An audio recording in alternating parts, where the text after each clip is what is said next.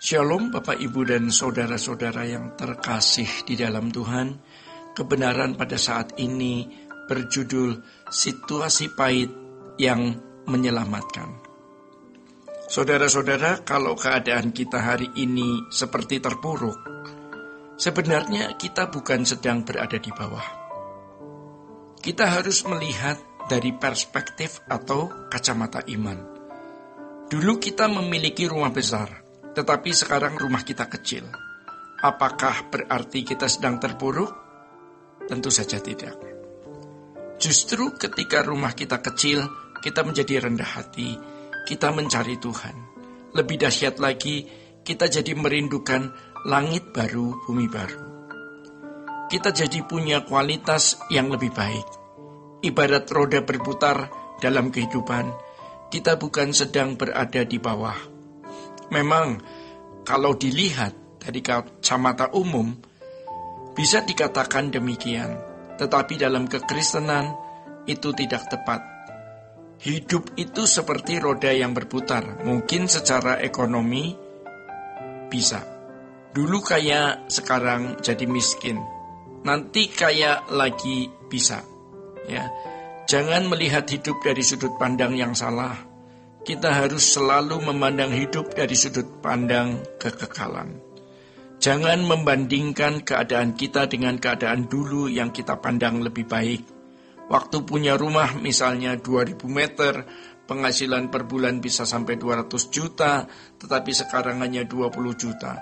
Waktu itu kita belum dewasa dan juga sedang menuju kegelapan abadi, yaitu api kekal.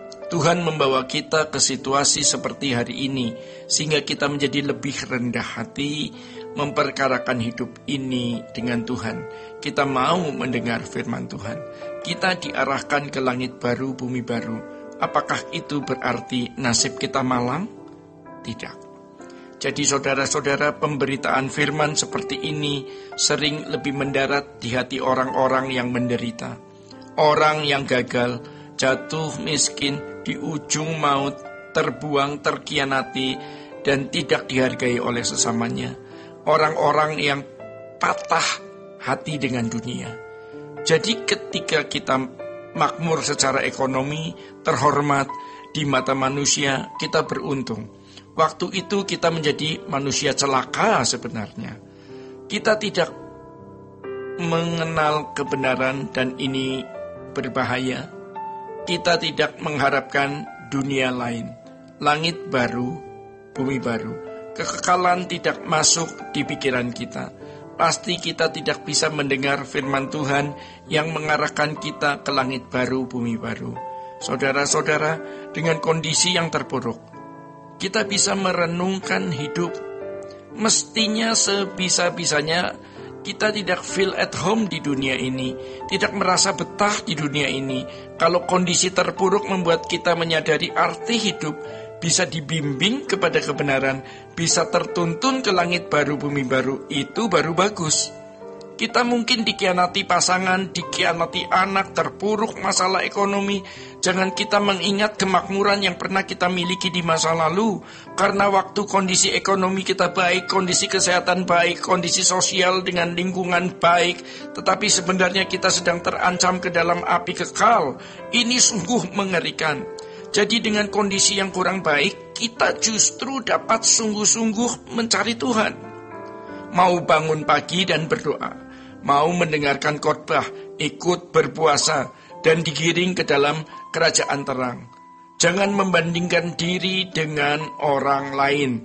Bersyukurlah dengan keadaan ini, karena kita jadi terbimbing ke dalam kerajaan surga. Allah bekerja dalam segala hal, mendatangkan kebaikan bagi orang-orang yang mengasihi Dia.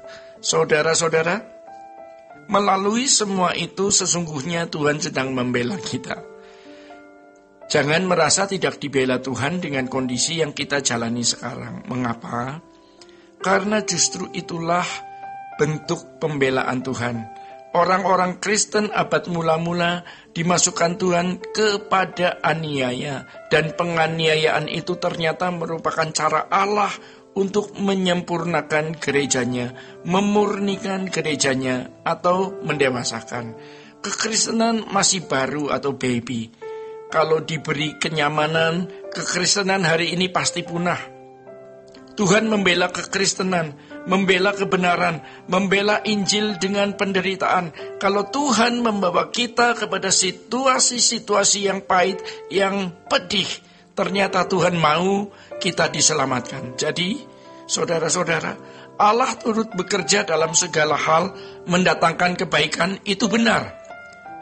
Tuhan memberikan kita keadaan sulit sebagai bentuk pembelaan.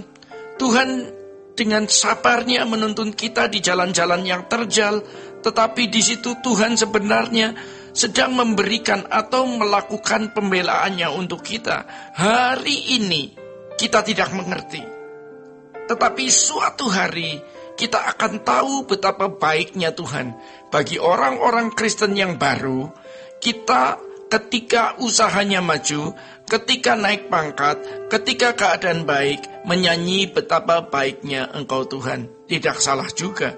Tetapi biasanya ini orang-orang Kristen yang belum dewasa, belum matang, yang fokusnya masih apa yang dilihat dan dirasakan hari ini dalam kacamata manusia umum yang dinikmati oleh fisik. Saudara-saudara, tetapi kalau orang Kristen yang dewasa, ia akan berkata, betapa baiknya Tuhan.